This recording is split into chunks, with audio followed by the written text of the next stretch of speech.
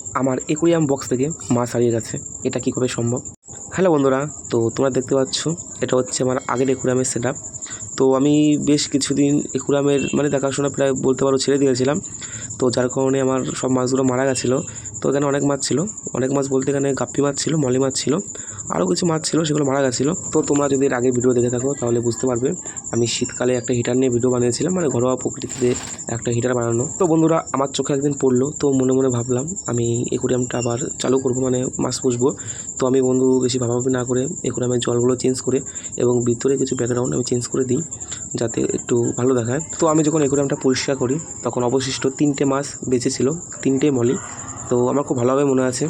তো এখন আমি দেখতে পাচ্ছি এখানটায় যে 3টে মাছ ছিল সেখান থেকে বন্ধুরা 2টো মাছ আছে, আর একটা মাছ নেই।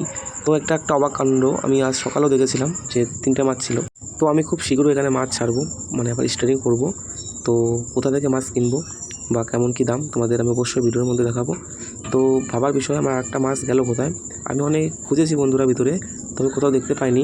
তো তোমাদের সামনে এখন একটা মাছ দেখতে পাচ্ছ, একটা মাছ ভিতরে যে গাছটা রাখা আছে ওর পিছনে আছে। তো আর একটা মাছ সিরিয়াসলি কোথায় গেল আমি ঠিক বুঝতে পারছি না। তো কোথায় যেতে পারে বন্ধুরা, তোমরা যদি জেনে থাকো অবশ্যই বলবে। তো বন্ধুরা, নেক্সট কোনো ভিডিওতে দেখা হবে, ততক্ষণ বাই বাই।